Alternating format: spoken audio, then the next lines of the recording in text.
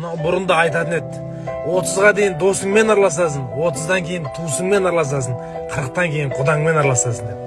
Сонда, жоқ, біздің до конца родной братья, салам алейкум деп осылай жүргенбіз.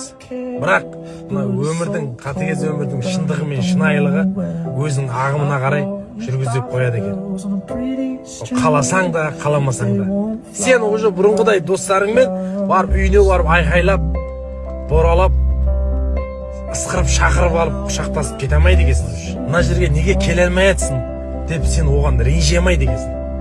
Ренжуге ақың да жоқ екен даже. Өйткені сен оны түсінесің.